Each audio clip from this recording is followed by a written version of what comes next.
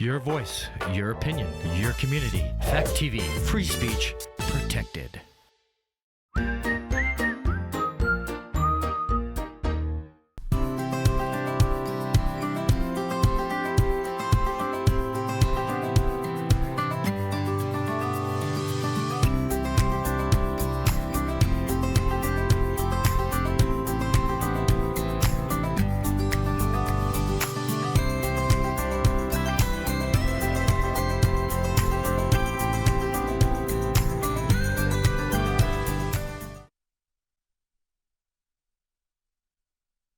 Hello, welcome to The Long Road. I'm your host, Kris Roberts.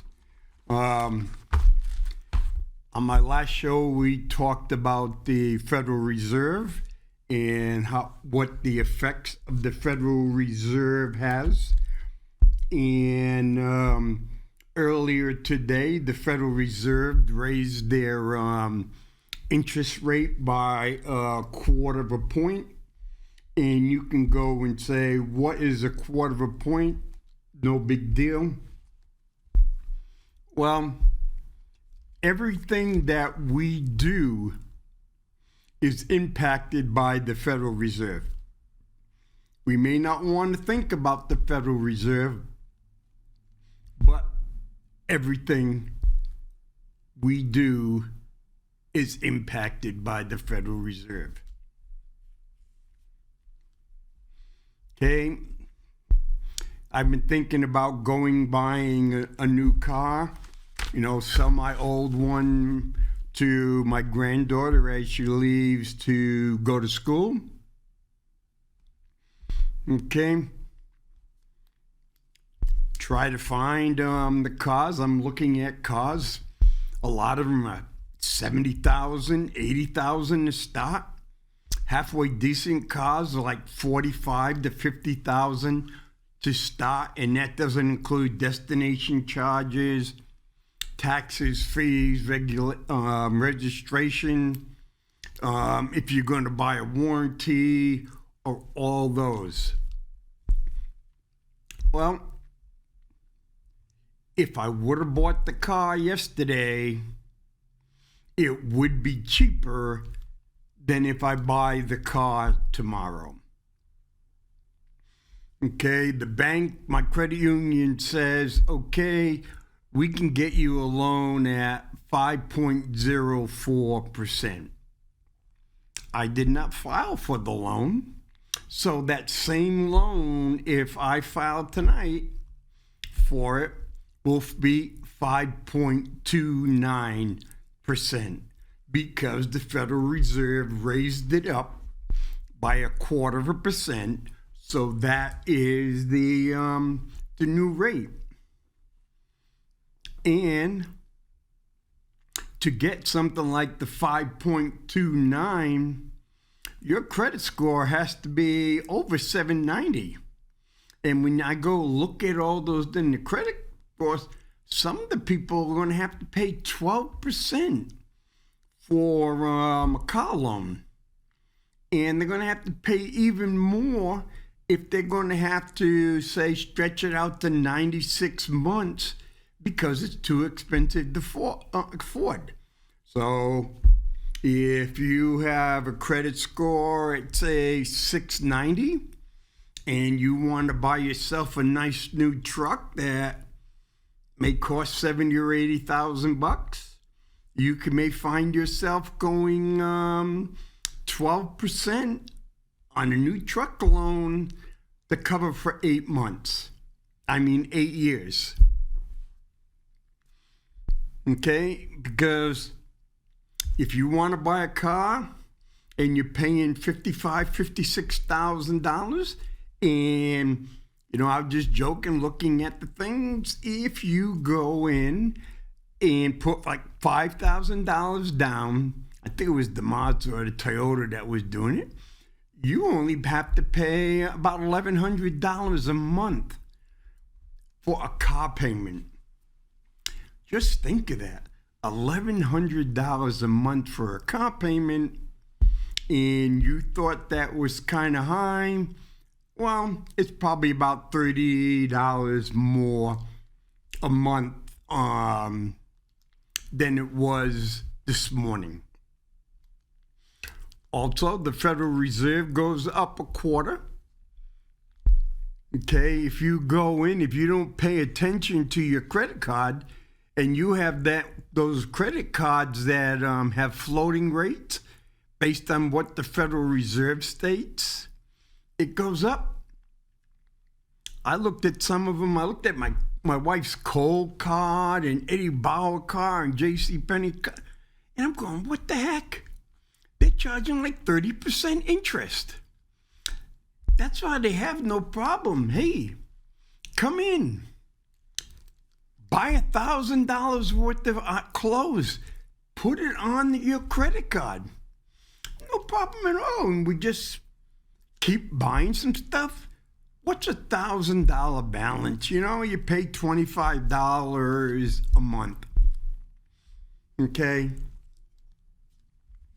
At about 35%, at 30% interest. And if you kept a balance of $1,000 and you paid the minimum payment at the end of the year, you have a good chance that you're going to owe more money on that card than you paid. And the guys, the bank, or JCPenney's or Kohl's, go and say, hey, my bank can borrow the money from the Federal Reserve or one of the fellow banks at 5.5%. And so what I'll do is I'll pay some company maybe 3% to process and cover and collect all the payments, so I can make more than 20% return on every dollar. And I go, hey, so what if I sell the clothes at cost, or I go a big sale and say, hey, here's 20% off. Well, the more the people buy, the more they put on the credit card, the more money I make, because a lot of the places are no longer really making money on selling you the product. They're making money on you buying those products on their credit card and you not paying off the credit card every month.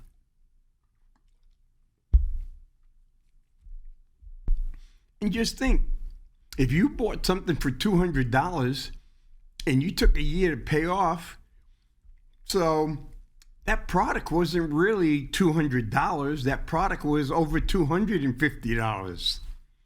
So that's where the Federal Reserve plays into it. I have one credit card I wasn't paying attention to, and I was going, I'm going, wait a minute, 16.69%, and I've been a good customer. I pay my bills, no problem at all. And I have another credit card that's 13.9, and it hasn't changed because that was part of the deal. I looked at the fine print, and that one is locked in unless I miss a payment. The other one I thought was a really good credit card keeps going up every time the Federal Reserve increases its rates. And so, remember when I said the Federal Reserve are made up of member banks in the 12 districts. The Federal Reserve's number one priority is for their members to make a profit. And the second thing is to make sure its members don't fail. And 3, they want to keep the economy growing. Well, you think, that's not bad. But again, for the banks to make a maximum profit, they have to overcharge us. Okay? To keep the economy going, One is that they have to create products that we don't need and constantly buying. And you go, why? That's the way the system works. And people forget all the government of the United States can do, which is limited by the Constitution, is to create coinage. Every single dollar or bill, that paper bill that you have in your hand does not belong to the federal government. It belongs to the Federal Reserve, and the Federal Reserve has they make the determinations how much money they're going to print, and they make the determination when they want to take money out of the economy. And so that's what happens. Okay. If you read the headlines today and they go and say, wow, the Federal Reserve, it's increased its interest rate to the highest it's been in 22 years. It's 5.5%. Well, if you go back into the late 70s and early 80s, when the prime interest rate was like 17, 18%, they were doing that to get inflation down. Well, while that was inflation was going down, you could get a CD for 12%. So you weren't keeping up for inflation, but you were still increasing your own portfolio. Okay.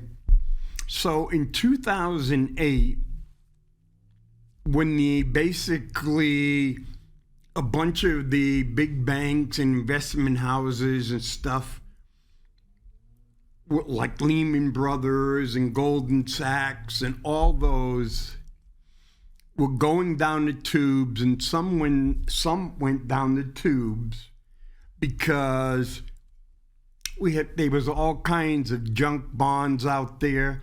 Everybody, you could go buy a house with no money down. You didn't even have to prove that you were had a job. Plain and simple. I want to buy a house. Okay, bang, bang, bang. And there was mortgage brokers all over the place willing to cut you a loan. Once you got your mortgage, they turned around and sold it. They got a cut and they sold it. And it just kept going on and on. Then all of a sudden, the Ponzi scheme fell apart. And so everything was really, they're worried about the economy. They're worrying about people losing jobs. They're worrying about bank failure. So they came up with what was considered a lot of money back then, $800 million to help the banks. The Federal Reserve printed more money to help the banks, reduce the requirement for banks to be on. And a lot of houses were foreclosed on. But to get the economy going and get the stock market back up, the Federal Reserve said, hey, we're going to reduce the interest rates basically down to zero. So that means if I'm a big bank and I go, hey, I want to borrow $50 billion. Okay, I borrow $50 million and they say, you're going to have to pay a 0.5% interest on that money for the next 5 years. I can do that. I can find a way to invest it and get returns. So they did. So a lot of companies came up and said, hey, I got this new idea for a company. let me borrow some money. I'll sell you some bonds. I'll sell you some stock. And the banks and the investment houses and everything were coming up, and they were buying bonds from these companies. Well, I guess we didn't learn when we had the junk bond problem earlier, but they were buying the bank bonds. They go, hey, you know what? We can buy these bonds and make more money. So they were making money by buying these bonds. And what they did, basically what was called zombie companies. They looked good on paper. They looked like they were worth a lot of money because the stocks were really high. But they weren't making any profit at all. But when their bonds came due, they just refinanced their bonds over and over because it was no big deal. 1%, maybe I'm at risk, so I paid 2%. So there was new companies left and right. You name it, there was a company out there. If you didn't want to, for example, look at Uber, look at Lyft. Yeah, I can't remember the other companies out of business. They went years and years and years without making a profit, but the stocks were really high.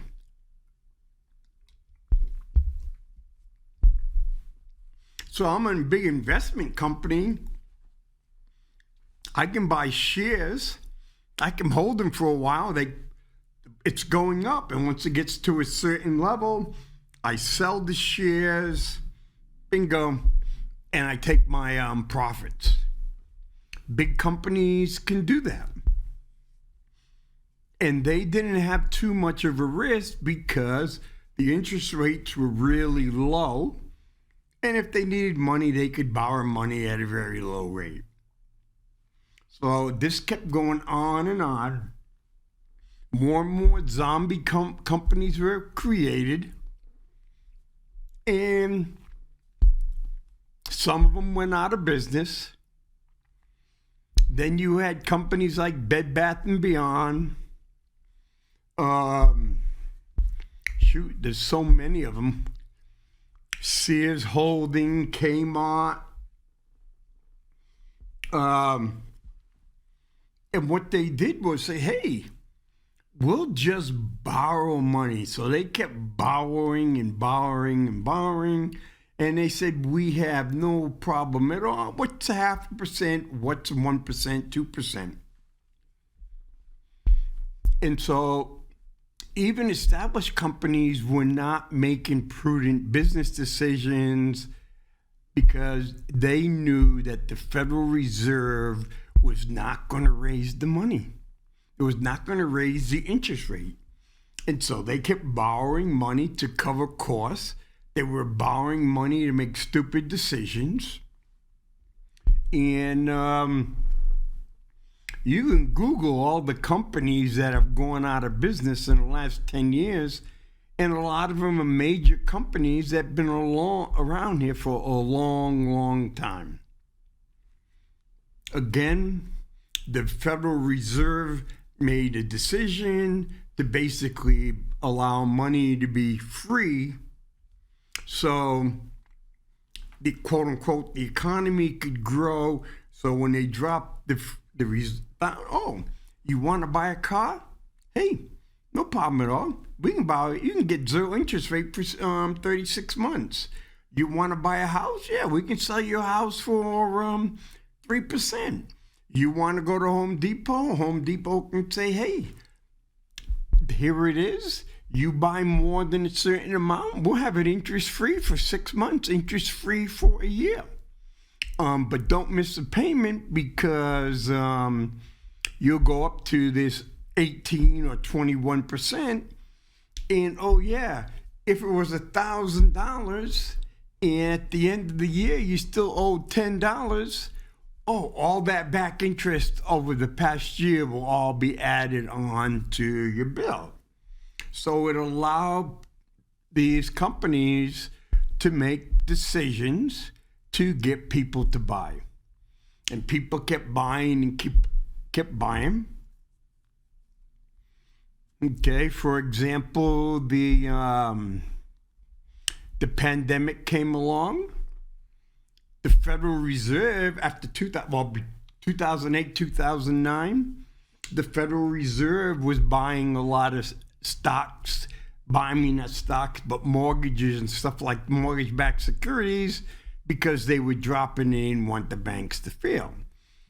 Bring that up, they keep buying it. Then comes the pandemic, and the Federal Reserve goes, holy crap, and the Federal Reserve kept buying and buying and buying and buying until they're up to about $8 trillion.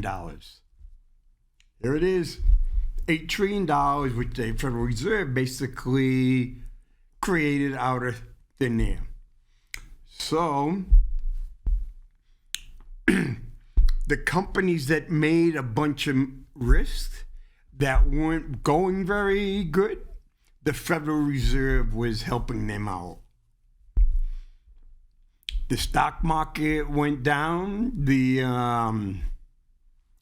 unemployment rate went up, and all the stuff. Because of the pandemic in 2020, it was like, holy crap, what are we going to do? So the Federal Reserve was creating money. Then the federal government says, oh, here's 1.7 trillion, then here's another trillion, and here's another trillion.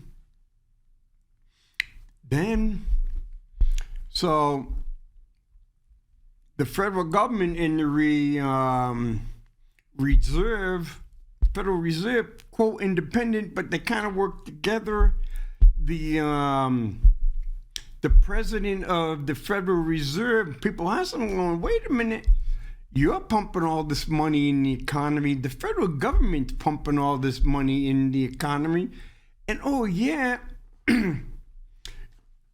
you're also buying a lot of the federal government's bonds and treasuries to help the federal government pump this money into the economy, because all the money the federal government was pumping into the economy did not exist. And wise people go and say, isn't there a chance we're going to have inflation? The president of the Federal Reserve said over and over and over again, the chances of inflation are extremely minimal. Okay? Extremely minimal. So the federal government was pumping out this trillions, the Federal Reserve was creating money, and then all of a sudden inflation is up to 9%. And what is the federal government saying? Well, we have a problem here. You have a transfer from Trump to Biden. The Biden people said, hey, we reduced the federal deficit, the budget deficit, more than anybody else has ever done. So it shows that we're doing our job. Then they go and say, we created more jobs than anyone else in the history of the United States. Oh, that's really good.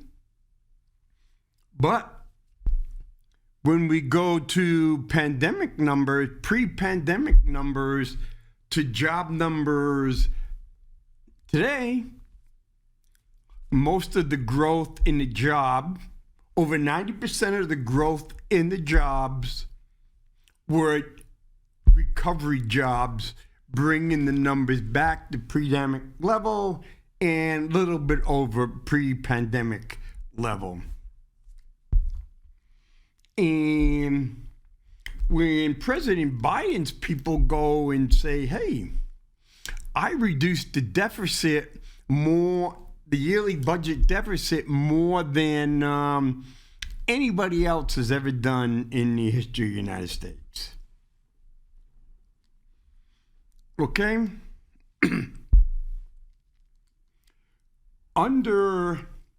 Both of these numbers are still going up. Under Donald Trump, our national debt went up $6.8 trillion. And they go, wow, man, that's an awful lot of money, $6.8 trillion. Under President Biden, the debt is going up $7.9 trillion. So when you sit there and you add up, in a 6-year period, under Trump and Biden, the debt is going up $14.5 trillion. Just think of it. $14.5 trillion. Okay? Say for 1980 to 2016, okay, over 36 years, no, 2016, yeah, 36 years, the deficit went up a little bit more than $17 trillion. So you have Democrat and Republican presidents over the last 36 years increased the deficit by $17 trillion. Trump and Biden over 6 years increased it by $14.5 trillion. You remember how in June, everybody, the Federal Reserve and the Treasurer, Secretary of Treasury, were saying how the world is going to fall apart if they could not get a budget deal because we had a debt limit of $31.4 trillion and we're getting pretty close to exceeding it.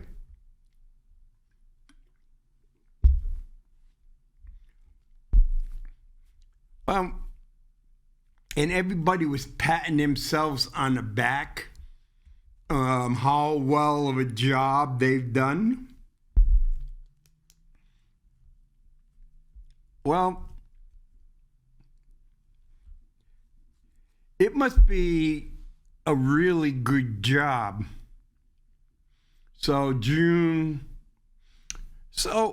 the past 7 weeks, since they made that historic deal that was going to reduce the deficit by over $1 trillion, the budget deficit for the country is only going up $1.4 trillion.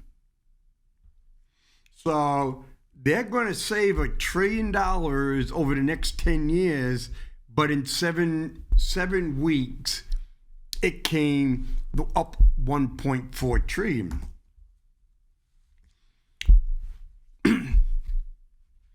Okay. Again, when I said the Federal Reserve's responsibility was to ensure the safety and the proper profitability of their member banks. When the interest rate goes up, for example, say now it costs 7% to give a mortgage. So if you go out and write a mortgage at 7%, so you know that you're going to get 7% interest on that mortgage for the next 30 years. And then what you're doing on, it's like, hey, yeah, I'm only making 1.5% right now, but you're counting on the Federal Reserve lowering the interest rate. So the more the Federal Reserve lowers the interest rate, the greater profitability that loan is for the bank.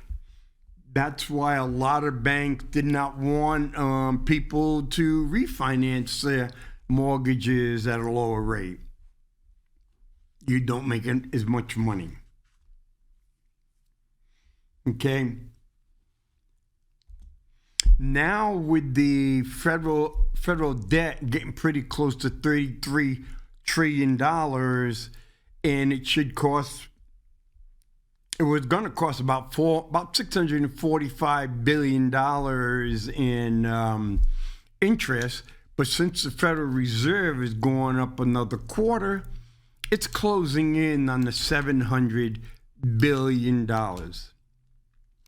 Okay. That $700 billion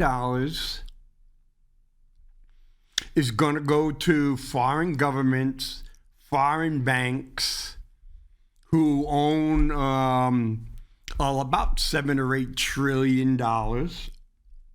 A lot of that interest is going to go to large investment companies, Fidelity, Vanguard, those who are going to buy treasury bonds. So that would be the safe part of their portfolio.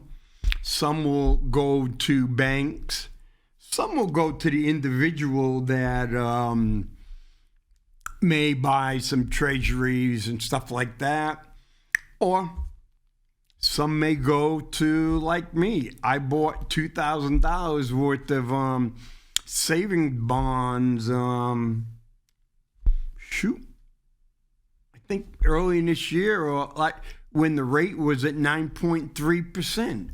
So for the first 6 months, I get 9.3% on my savings bonds. So that's part of the $650 to $700 billion that goes out. Who buys? So if someone stops buying the bonds or the prices get too high, the Federal Reserve steps in and will buy them. They'll create money and buy them. So we have this small group, okay, put it this way. I believe in capitalism. I'm not a Marxist. I'm not a socialist. Okay. It should be a free market, but there is no such thing as a free market. Every country's leadership puts its hands and its fingers into the market to manipulate it. Every country's central bank, like our Federal Reserve, puts their hands in the market to manipulate it. The markets constantly get manipulated, so it positively affects a few and it negatively affects a lot of people.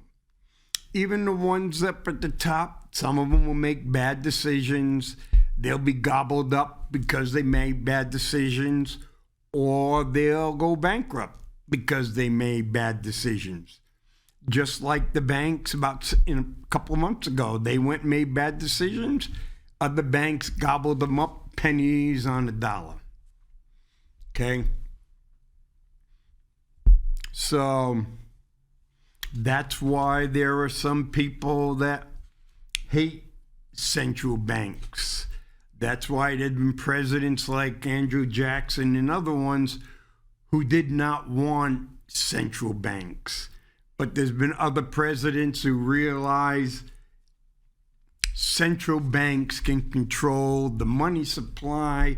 Central banks can print money when the government goes into debt, because if the government goes into debt, the government is raising more taxes.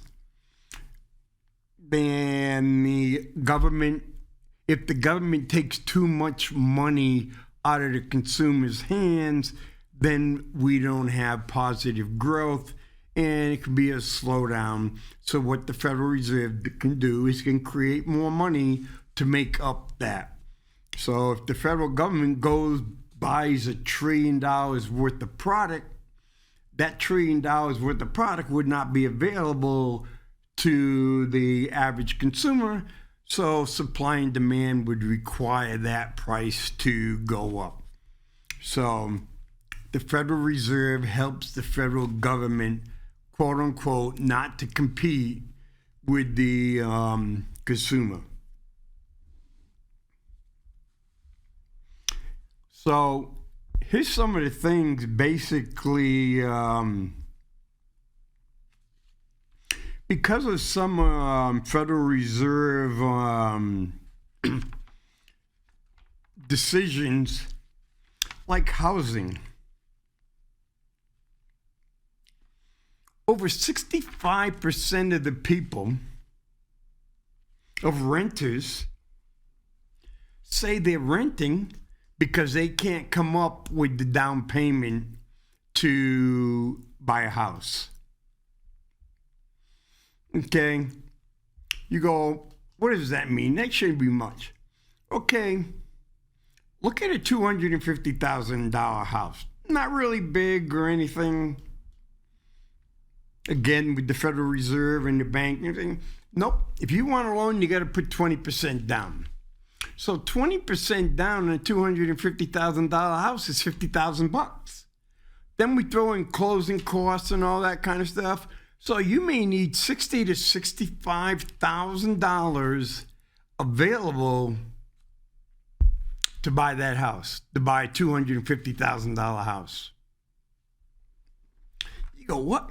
Even a $100,000 house, you're going to need about $25,000, $26,000 minimum to buy a house that much. And last year, this is by the Federal Reserve's own research,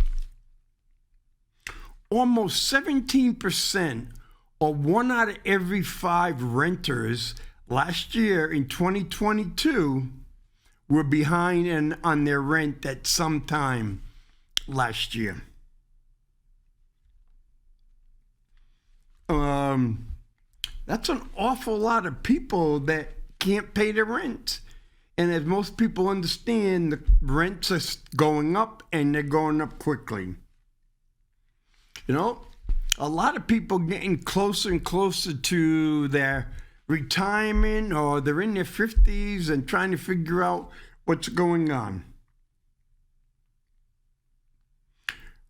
Only 31% of non-retirees thought their retirement plan was on track last year. That was down from 40% in 2021. And,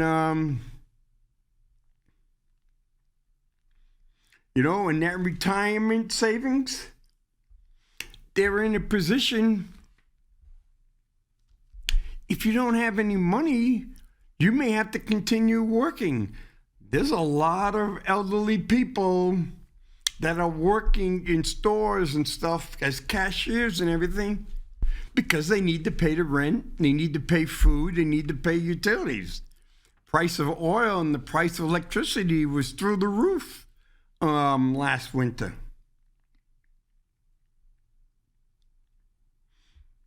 Okay, 94% of adults had a bank account, while thought notable gaps remain by income, age, race, ethnicity, and disability status. And what's happening now is one of those, it's buy now, pay later, kind of like the old layaways. 3% use crypto financial transaction. 12% used buy now, pay later in the prior year. They say while still low overall, it tends to be higher among blacks and Hispanics. Go online and you go, oh yeah, you want this? Bingo. You just get it in 4 equal payments.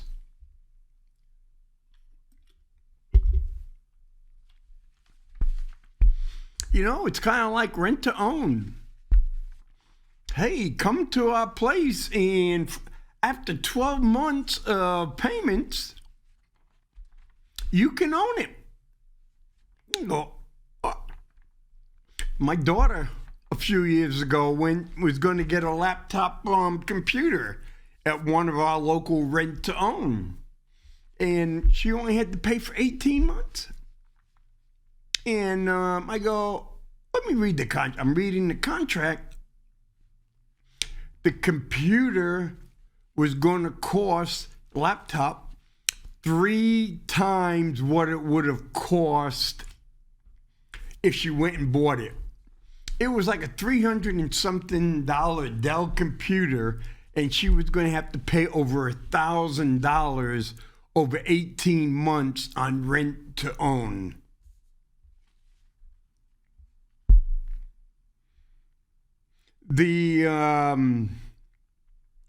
And it used to be as high as 77%.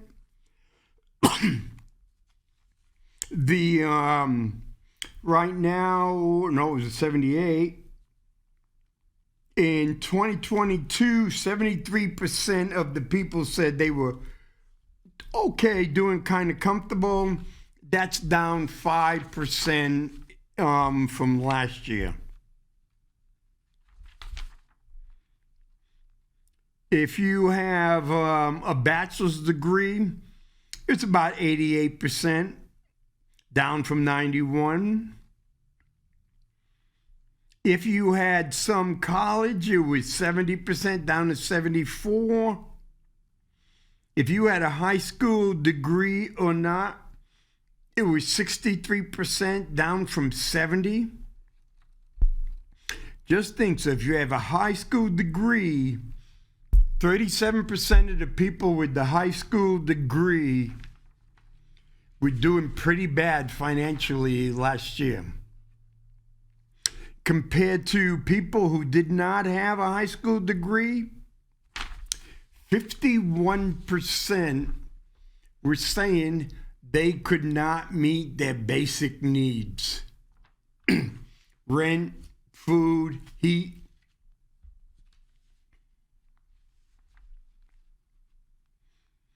The Asians, it was 84, down from 88. White was 77, down from 81. Hispanics is 64, down from 68. And blacks are from 68 to 64. And so there's a lot of people that are not doing very well. Then when you take race and you take Asians are doing very well, but there's a lot of Asian groups who are not doing very well. And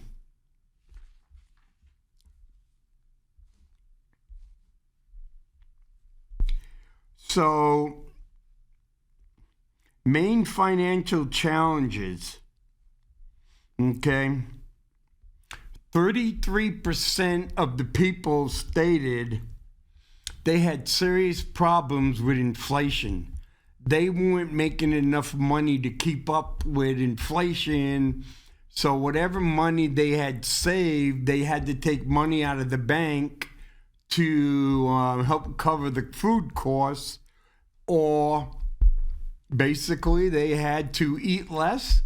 They had to go to the dollar store or Walmart, or they had to lower the quality of the food, and some of them had to go to food kitchens. Their basic needs, 22% of the people said they have a serious problem with their meeting their basic needs. 13% said they can't put any money into retirement.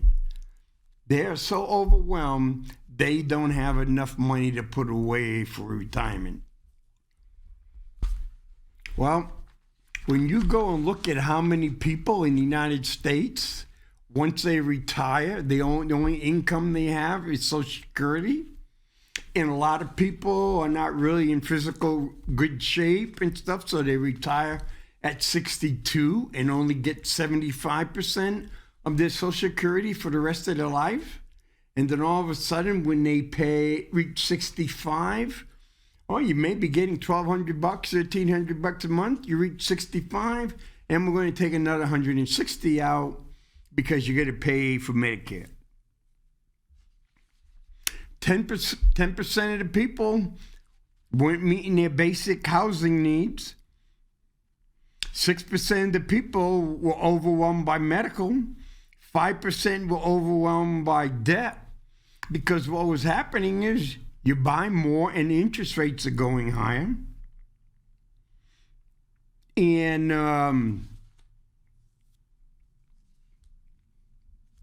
in 2016, 53% of Americans reported they had no financial challenges. In 2022, only 28. So that meant that 72% of the people in the United States had financial challenges in 2022. And so, if you're in the top 20%, the top fifth of income, a lot of people did not have those didn't have financial challenges. You could see them. Those were the ones during the pandemic and stuff that were going out and buying cars and buying houses and things, and they were buying them cash, and they were paying over the asking price.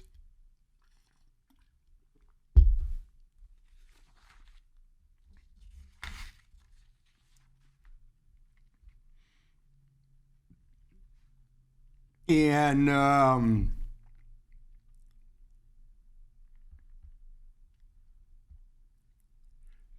like, for example, in 2019, in the New England Northeast area, 63% of the household says they were doing good or excellent. In 2022, only 38. Midwest went from 64 to 40. The South went from 64 to 40. The West went 61 to 35. Overall, in 2019, 63% of the American household says they were doing good to excellent. In 2022, last year, 38%. 62% of the people in the United States, the households in the United States last year, weren't doing very good. Well, weren't even doing good. They were doing less than good with their household income. And so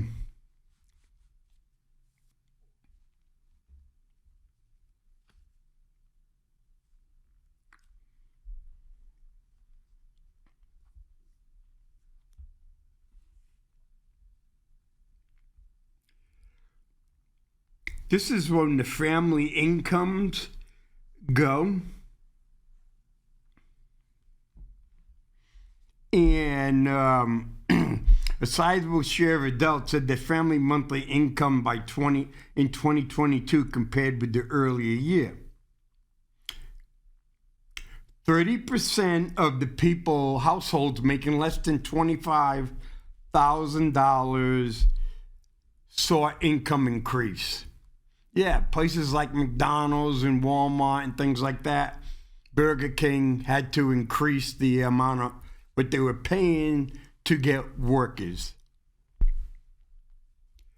If you're making between $25,000 and $50,000, 15% of those households saw increases in their income. 50 to 100,000, 23% of those households made income and saw an increase in their household income. 100,000 or more, 32%.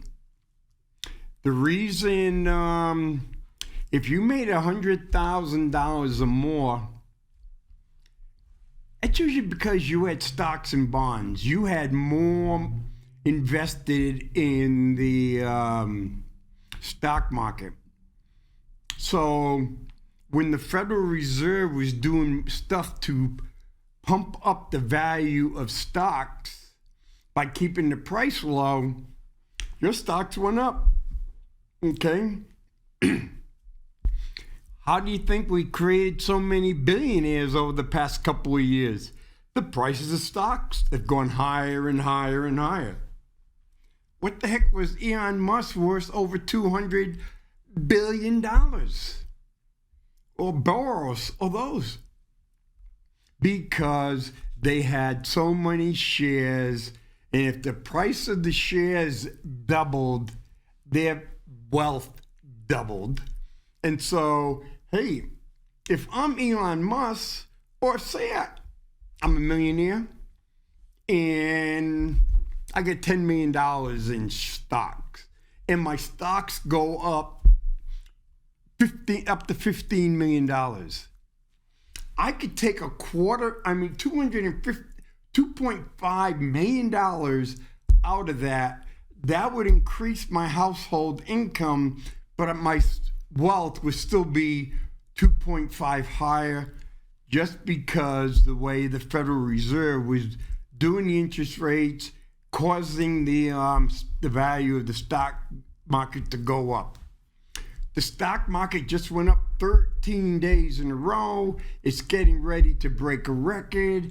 And then when you go back and compare what the stock market was during right when the pandemic thing, mostly all that is paper wealth. And the people who are in the stock market who own shares, the majority of them people making over $100,000 of household income, they have it. People sold a lot of shares to get money, cash, and they went and bought in a house. Okay. And when it goes, 48% of those with labor income had some form of non-labor income. That's when they go wages and income. So a lot of wealthy people,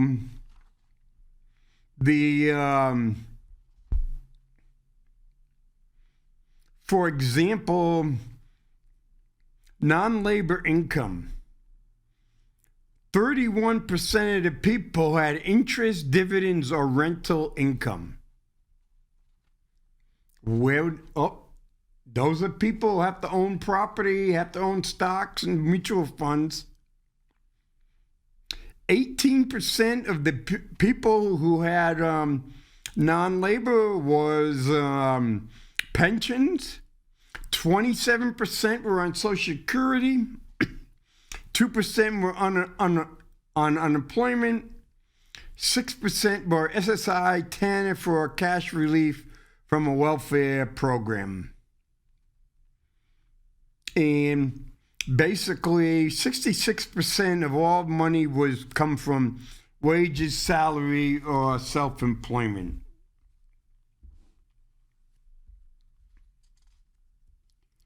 And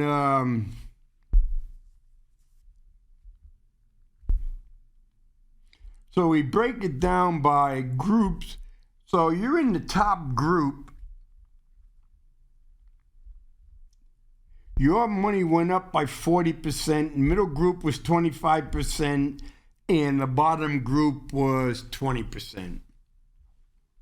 Hey, you have $1,000, it goes up 20%, you get $200. I got $10,000 and it goes up 25%, I make $2,500. I have $100,000 and it goes up 40%, I make $40,000. So those percentages are not nice to use because you do not necessarily make out.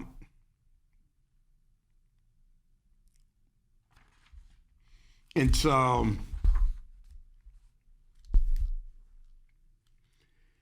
I got about another minute or two. Just trying to get the kind of getting the point across is,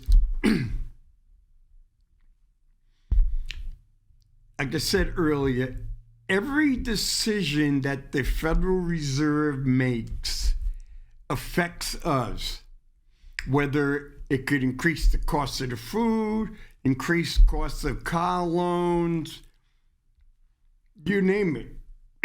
It can increase our taxes. You know, the city goes and bonds, say, $20 million worth of projects. And instead of now paying 5%, it has to say pay 5.5%. May not seem like a much, but 20 million over 20 years is an awful lot. And so you rent someplace, the owner takes out a home equity loan to fix up the property. The cost of the home equity loan is higher, so you have to pay in rent. So there are so many things that are going on. And now the number one is it affects you. And number two, what is the purpose of the Fed? The Fed purpose is to take care of its member institutions and to help fund the federal debt, because its institutions make a lot of money on interest payments. Yep. It's stuff they don't teach you in school because they determine, why do they need to know about that? It's too complicated. Well, it's more than too complicated. It's money out of our pockets. So think twice before you put something on credit now. It could be 30%.